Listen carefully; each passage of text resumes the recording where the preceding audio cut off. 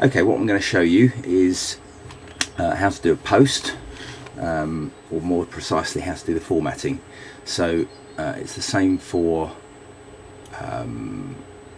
topics, for replies, for calendar entries, and for private messages. So we're going to go into Playpen because that's where we can play. I'm going to click on new topic.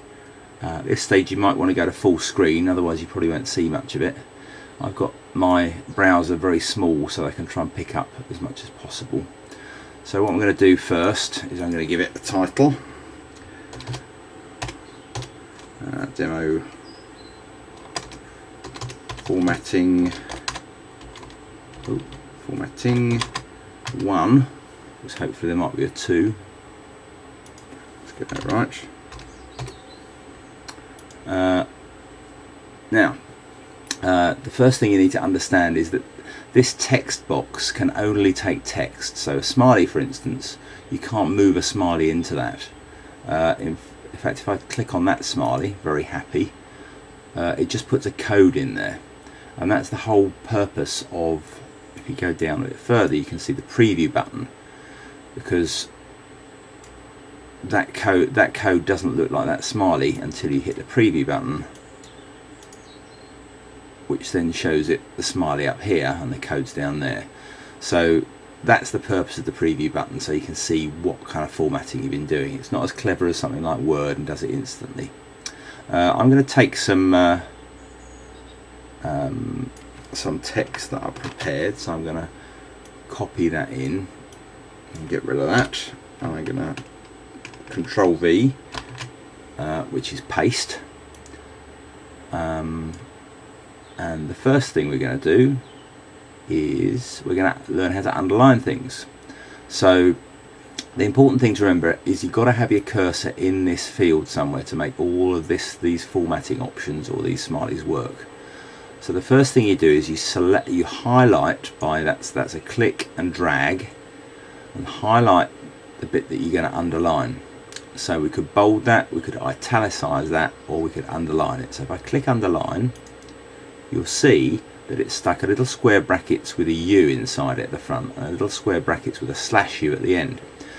U means underline, slash U means end of underline.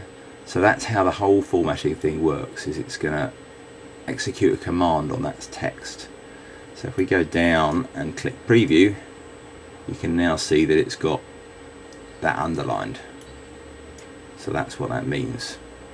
You can also nest these commands, but you've got to get them in the right sequence. So I can either, if I want to say center that, so if you look, that's off to the left at the moment. If I want to center it, then I can select the whole thing and click on center, or I can select just the text, but you can't do that and get them messed up. So if I do the whole thing, because it doesn't really matter which order it's going to go in for me.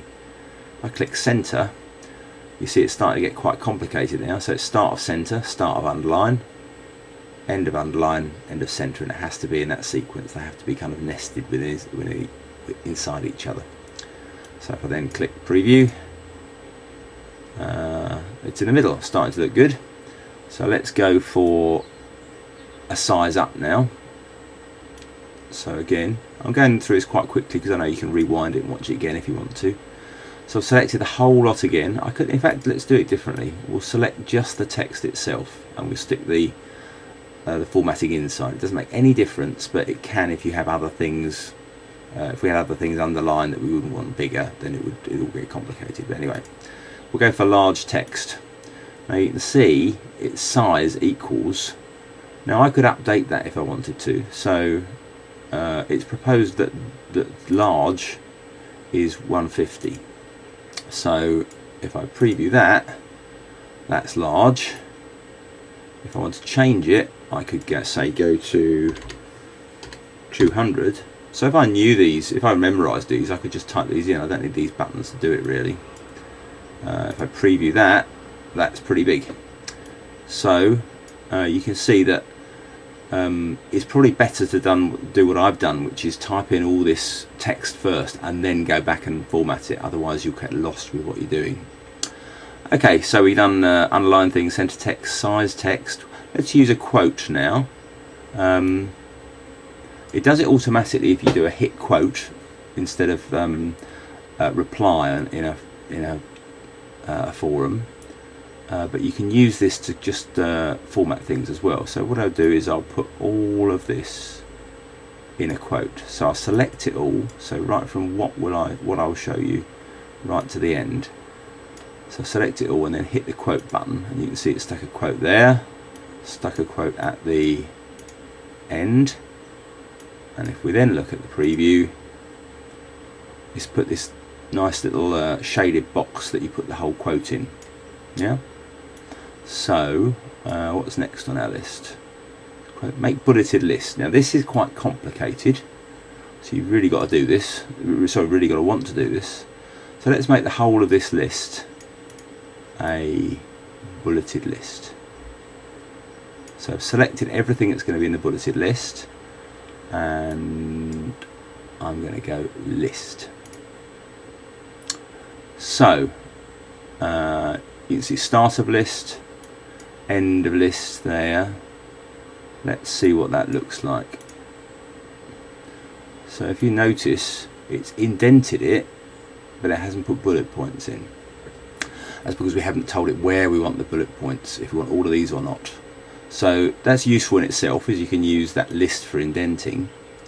But if you want bullet points, those are the bullet points. So let's stick one in at the top there. For underline things, is going to have a bullet point. Center things is going to have a bullet point. Click. Notice I'm putting the text cursor where I want the thing to go. Use quote. We've done that. Let's leave that out of the list so you can see what's going on. We'll skip that. Make that part of the use quote bullet. And lastly, there. Again, go to preview. And you'll see they've all got bullets apart from the make bullets list, because we left that one off. Yeah. Let's stick it in because I'm tidy minded like that. Okay, so that's going to be a list now. So if you want a numbered list or a lettered list, you would have clicked that one. And all the only difference is when you click that one is it just literally sticks that equals in. Doesn't do anything else. It will stay as bullets until you put something in there. So I'm going to put a number 1, and that will just give us a numbered list, nice and tidy. If I make it a B, oops, put space in, that's probably confuse it. Preview, and there you go, nice numbered list. I think it only works, I haven't found any other thing apart from a letter or a number. You can put any number in. I put a B in, if I put an A in, it's still going to go ABC.